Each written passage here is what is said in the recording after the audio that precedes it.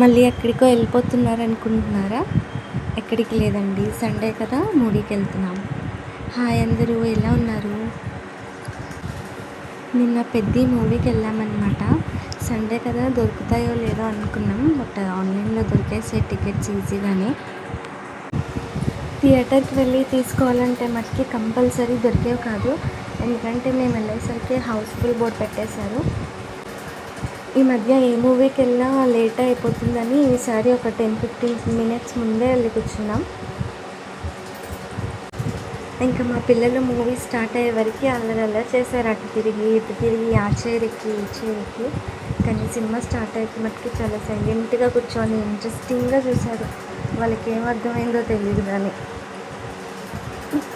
అవును, అదిగోండి మా బుడ్డది ఇంకా షో స్టార్ట్ అవ్వలేదన్నమాట. ఆ టైంకి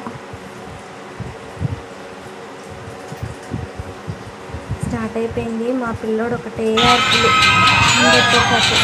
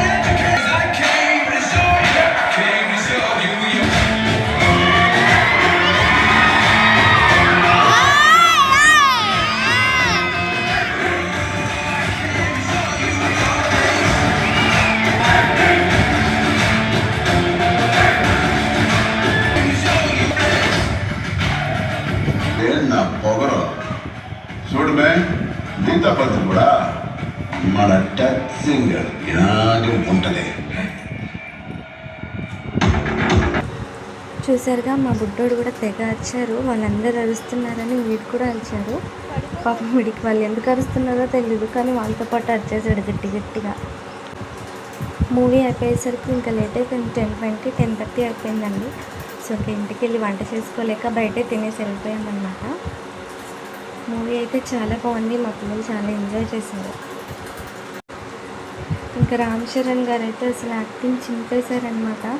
మొన్న ఏదో షోలో చెప్పారు కదా, ప్రాణం పెట్టి చేశానని, నిజంగా అలాగే చేశారు. చాలా బాగుంది మూవీ. ఫుడ్ ఆర్డర్ ఇచ్చి కూర్చున్నాం అనమాట. ఇంకా వస్తే తొందరగా తినేసి వెళ్ళి తొందరగా పడుకోవాలని.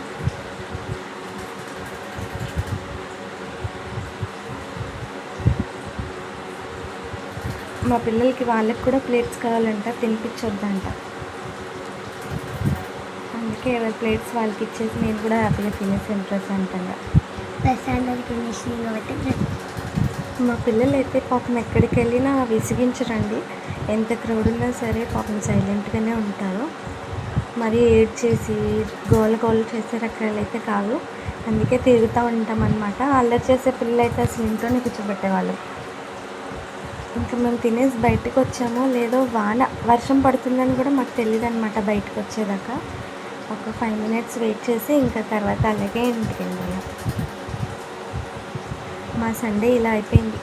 మీరేం చేశారు సండే? బాయ్ బాయ్, నెక్స్ట్ వీడియోలో కలుద్దాం.